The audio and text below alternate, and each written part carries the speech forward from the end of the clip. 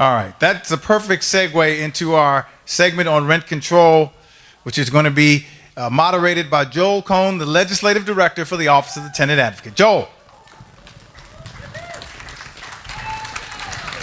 Okay. Thank you, everyone, for being here, and welcome to this session entitled Rent Control, Where Does the District Go From Here? We are having this discussion in a truly unique policy environment. Over the past year, a wave of city and state legislatures have considered and in some cases enacted new rent control laws. Rent control has reemerged as a conversation that is more national, more international, more dynamic in terms of new ideas, and more consequential than it has been in 50 years. In June, the Chief Tenant Advocate and three of us on the stage now ventured to New York University Law School for a rent control symposium to explore these developments. Admittedly, that discussion got a little wonky and a little complicated. But what's clear is that the affordable housing crisis is affecting more and more moderate income residents as well as lower income residents who can no longer find affordable homes in their jurisdictions or are being priced out of their homes and who are not being served well by the unregulated market, to say the least, and not served at all by other government housing programs. As we heard this morning, within the last couple of weeks, two prominent members of Congress, Representative Alexandria Ocasio-Cortez and Senator Bernie Sanders, have proposed rent control programs that, if enacted, would apply nationwide. As for the District of Columbia, our rent control law will be up for renewal next year for the first time in 10 years. With so much reform in the ether, I think I lost my mic. Am I back? Good. With so much reform in the ether, it could be that not only will the council renew rent control next year, but may also want to consider ways to improve and strengthen rent control. So joining this discussion about how to do it are Kelly Hunt, policy analyst for at-large council member Alyssa Silverman, Lauren Pear, who is the district's rent administrator, Beth Harrison, supervising attorney at DC Legal Aid Society, and Barry Weiss, who is the legislative director for at-large council member Nita Bonds, who chairs the Housing Committee. I want to provide a little roadmap for the flow of this discussion. Kelly's going to discuss recent reform efforts from around the country and takeaways from the NYU conference. Lauren, our rent administrator, will then lay out legislative purposes for DC's rent control law and offer her insights into how well it's working from her perspective administratively, not policy-wise. And then Beth will discuss how rent control is working, but how it may not be working so well and can be improved, and offer some reform ideas. And finally, Barry will discuss reform ideas and legislation that perhaps has been recently enacted and has improved rent control, and then further reforms under consideration for the coming year. In terms of format, we expect presentations to run about 30 minutes. Then we'll have 15 minutes for follow-up, and then hopefully about 30 minutes for your questions. As a reminder, if you have a question, there should be index cards on your table, so please write it down, raise your hand. OTA staffer will collect it and bring it back to the front. And please include your name and email address, because we're not going to get to all the questions most likely, and we do plan to respond to each and every question. So with that, I'm going to turn the program over to Lauren Pear, Rent Administrator. Good afternoon, everybody. Is this on? Is this working? Can you hear me? Oh my God. Now? Now? Yes, now I can hear myself. So, Joel asked me to outline briefly the principles and legislative purposes of the Rental Housing Act. So my office, I run the Rental Accommodations Division at the DC Department of Housing and Community Development. And we administer the Rental Housing Act. And as an administrator, what we ensure that when we interpret the act and apply the act, that we take a neutral position. So, you know, we're not in favor of tenants necessarily, we're not in favor of landlords. We want to make sure that there's equitability that's built into any transaction. We also handle registrations that come in from the landlords. All rental housing is required to be registered and licensed in the District of Columbia. And then we also handle filings for rental increases, and also, for, elderly and disabled tenant applications to limit the amount of rent adjustments that those categories of tenants receive in the area. So we handle quite a bit of transactions for the district, for the tenant and landlord community. So what's unusual about the Rental Housing Act, at least from my perspective, is that it's one of the few statutes that I've come across that really lays out legislative purposes and findings. There are not many pieces of legislation or statutes that actually do that. And so when the Rental Housing Act was enacted, the Council of the District of Columbia Council made certain findings that undergird the Rental Housing Act. And really what it came down to is a severe shortage of rental housing stock and also affordability. And these are still issues that we're grappling with and discussing today. So it's an ever-evolving issue and discussion. But I just wanted to briefly also talk about, there are just 5 purposes that are addressed in the Rental Housing Act in the statute. And I'll read through them pretty fast, since there's just 5 of them. One is to protect low and moderate income tenants from the erosion of their income based on increased housing costs.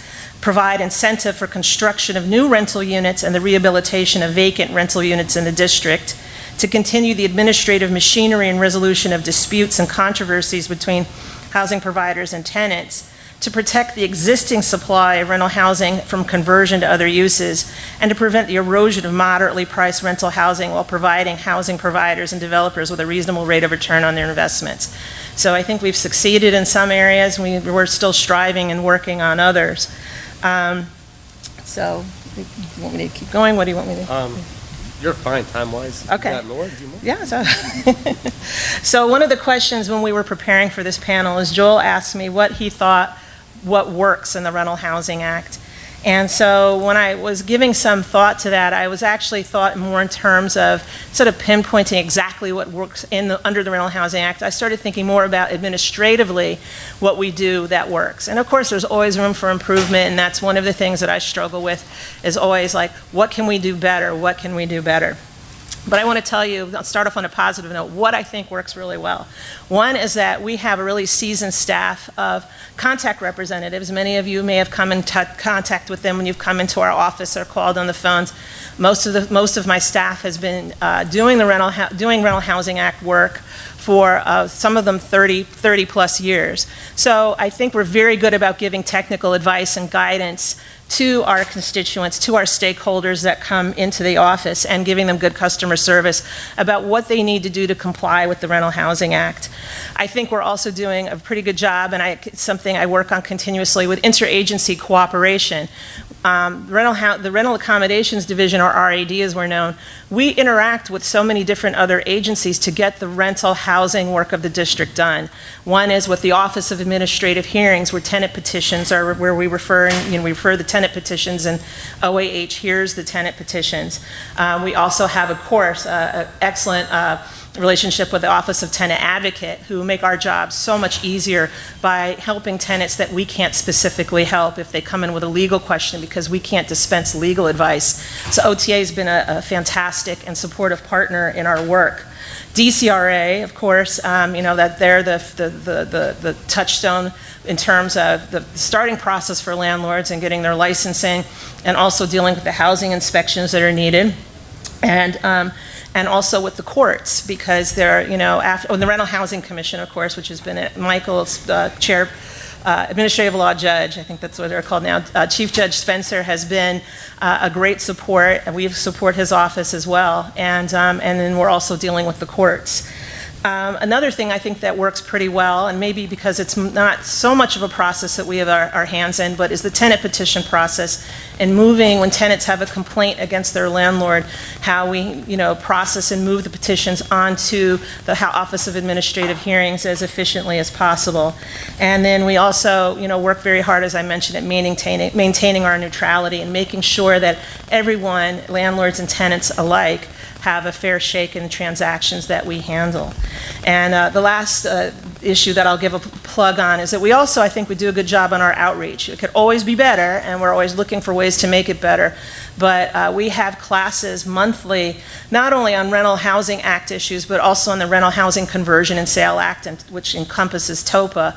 My agency is very good, and inclusionary zoning, which is part of our rental housing administration at DHCD. We have monthly classes on a variety of topics. If you haven't signed up or you're unaware of our calendar, please go on our website, or you can give the Rental Accommodations Division a call, and we can get you a calendar. So one event that we're planning that's going to be coming up is we call it a Saturday College, where we have classes all day long on a variety of rental housing topics. So, thanks.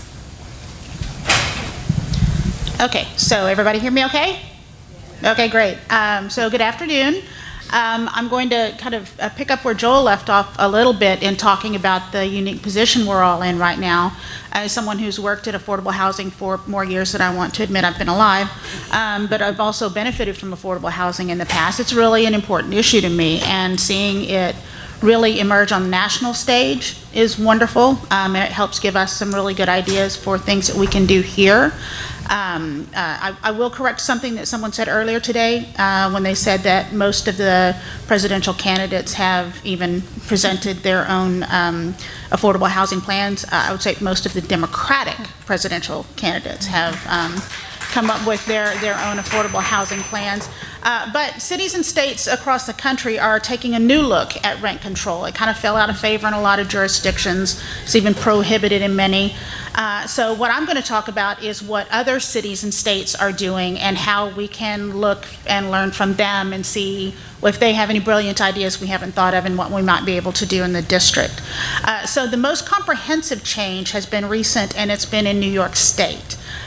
In New York State, previously, individual jurisdictions could have their own rent control laws.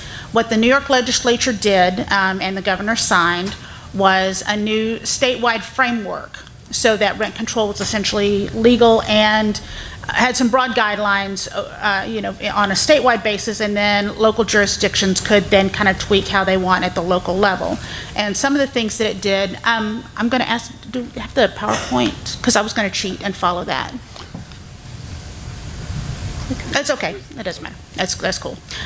Some of the things that they did was, first of all, they deregulated what they referred to as the high rent exemption. So once a rent of a unit reached $2,774 a month, it was deemed to be high rent and could be excluded from rent control at that point. And as you can imagine, while that is a very high rent and something that I personally couldn't afford right now, there are a lot of places in, let's say, New York City, where it might be a very large unit with a family that could pay that, and they would then be looking at a great rent increase after that. Thank you. Now I can cheat. So that was the first thing that they did. Oh, okay. Now, see, I'm going to mess this up. I mean, give it to me. One of the other things that they did was something that the council actually acted on earlier this year as well. Previously, a lot of cities had a 20% vacancy increase. So when somebody moved out, the housing provider could raise the rent in a rent control unit up to 20%. Council reduced, actually, the vacancy increase in the district to 10%. 10%. New York State wiped it out altogether, so vacancy increases aren't allowed at all anymore. In New York, they could, if a housing provider built some building improvements, they could tack on an additional 6% increase annually. They reduced that down to 2%.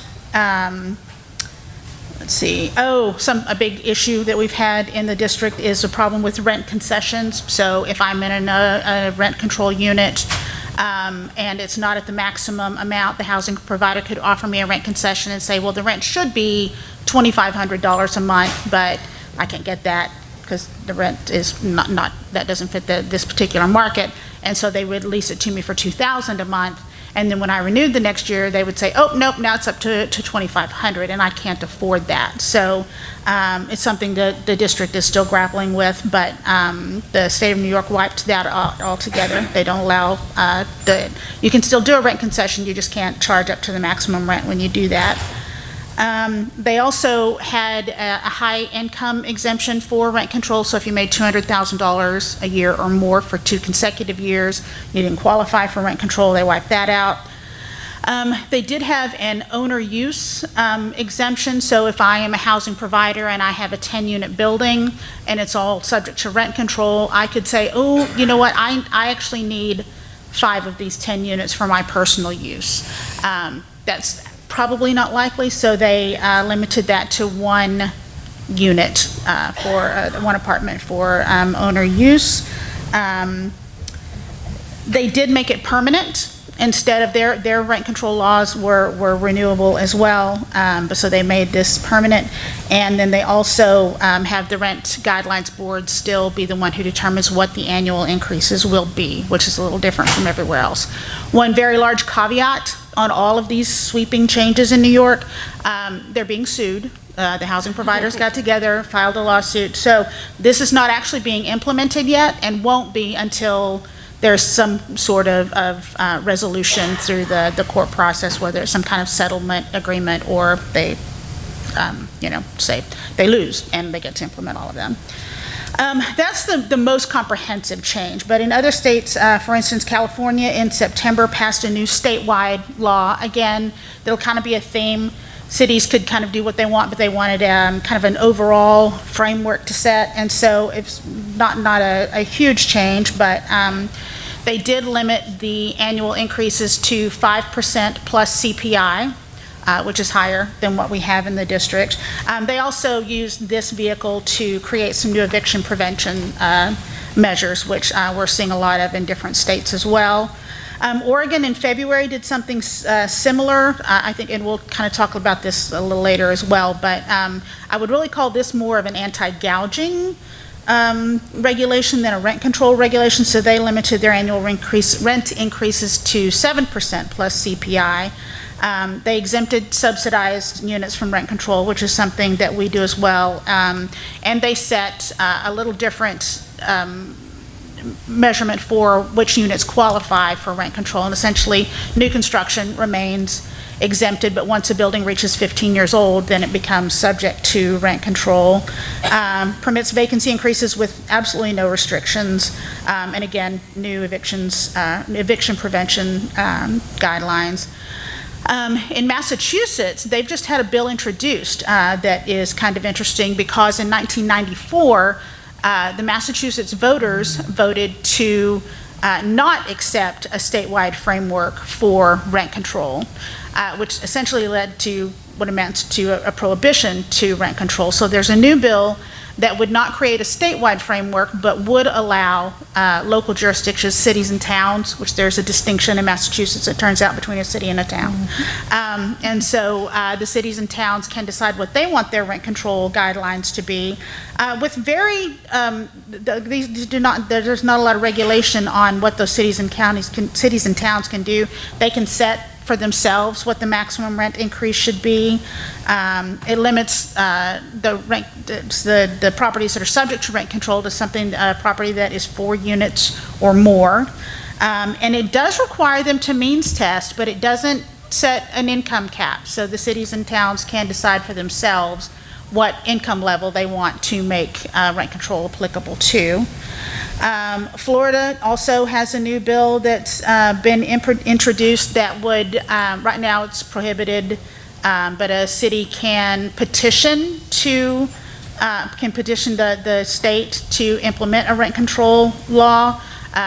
That's not largely accepted, so this new bill would actually give them a better path if a city wants to create rent control.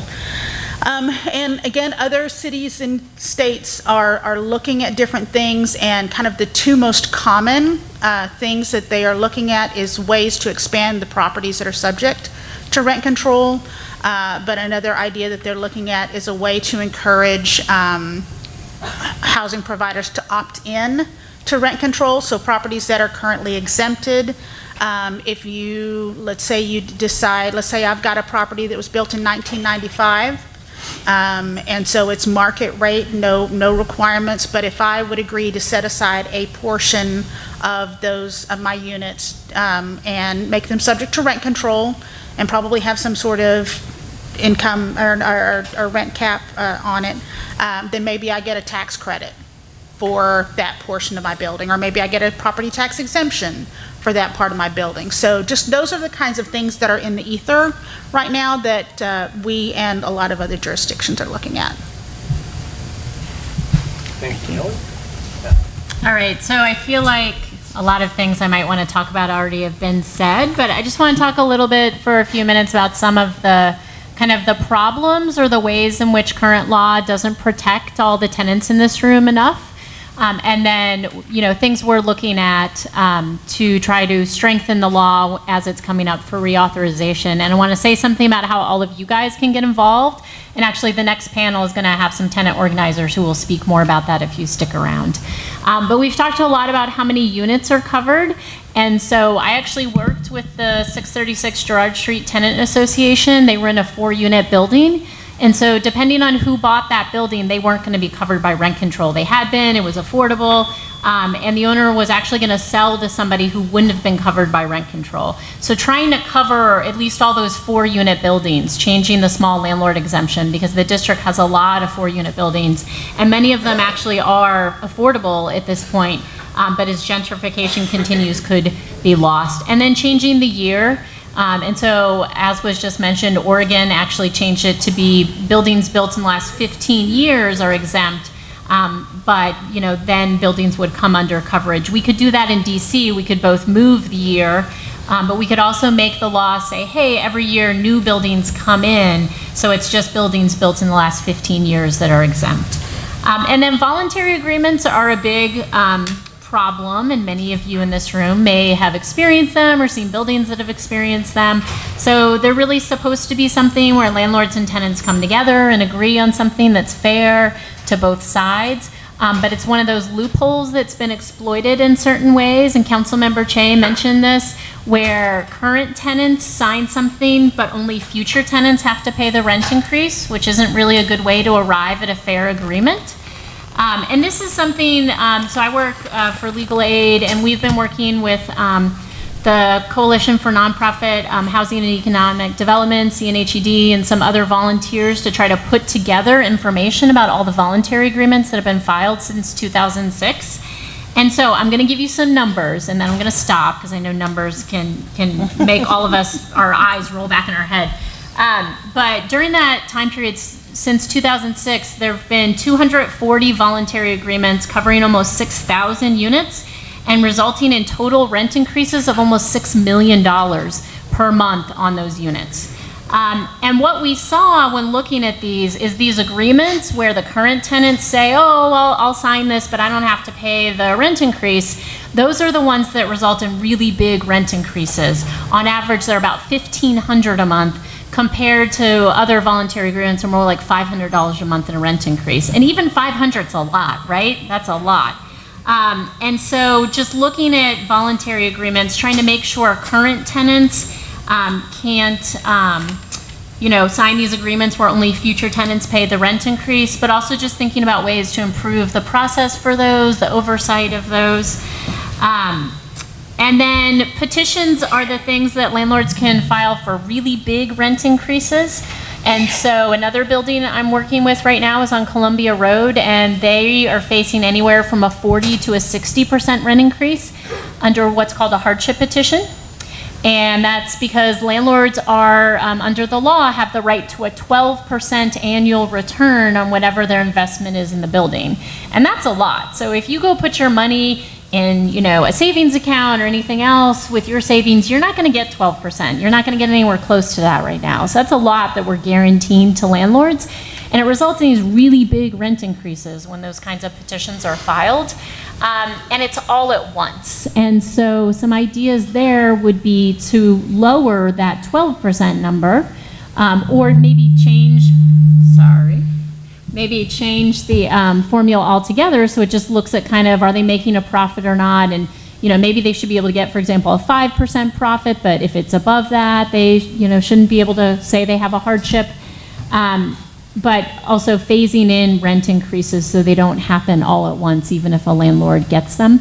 And then the last thing I'll mention on petitions, and this was mentioned when the council members were up on the stage, is a lot of buildings that are rent control have pretty serious issues. And this is not what we're talking about today, but I could speak for like hours and hours, and I'm sure all of you guys could, about DCRA and all the problems with DCRA. It's a huge issue, right? And so for petitions, you could require landlords to have to show they're complying with the housing code and improve that process.